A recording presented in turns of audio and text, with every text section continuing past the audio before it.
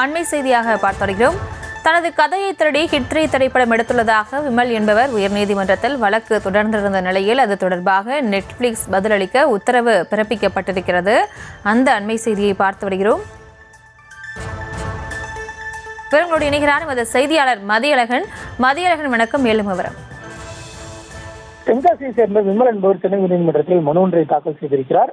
அதில் கடந்த 2022ஆம் ஆண்டு ஏஜென்ட் 11 என்ற கதையை தென்னிந்திய திரைப்பட எழுத்தாளர் சங்கத்தில் பதிவு செய்துள்ளதாகவும், சைக்கோ கில்லர் கதையை மையமாக வைத்து திரைப்படமாக எடுக்க பிரபல நடிகர் ஞானியின் நிறுவனத்துக்கு 2022ஆம் ஆண்டு கதையை இமெயில் மூலம் அனுப்பியதாகவும், பின்னர் அதே ஆண்டு கதையை ஏஜென்ட் வி என்ற பெயரில் நாவலாக வெளியிட்டுள்ளதாகவும் தெரிவிக்கப்பட்டுள்ளது.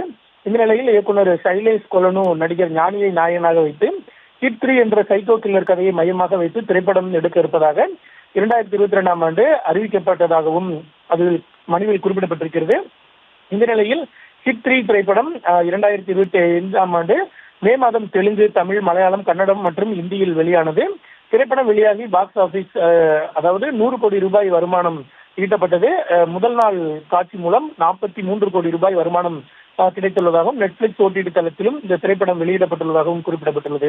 தன்னுடைய கதையை மையமாக வைத்து ஹிட் 3 படம் எடுக்கப்பட்டுள்ளது என தென்னிந்திய எழுத்தாளர்கள் சங்கத்தில் புகார் அளிக்கப்பட்டதாகவும், அதனால் தனக்கு ஏற்பட்ட நஷ்டத்துக்கு போதுமான இழப்பீடு வழங்க வேண்டும் என்றும், திரைப்படத்தின் மூலம் கிடைத்த வருமானத்தில் 20% இழப்பீடாக வழங்க வேண்டும் எனவும் அந்த மனுவில் கோரிக்கை விடுக்கப்பட்டுள்ளது. இந்த வழக்கை விசாரித்த நீதிபதி செந்தில்குமார் ராமூர்த்தி மனு தொடர்பாக ஹிட் 3 படத்தினுடைய நாயகன் நானி, இயக்குனர், தயாரிப்பாளர் மற்றும் நெட்ஃபிளிக்ஸ் நிறுவனம் பதிலளிக்க உத்தரவிட்டு விசாரணையை ஜூலை 7ஆம் தேதிக்கு ஒத்திவைத்தார். விவரங்களுக்கு நன்றி.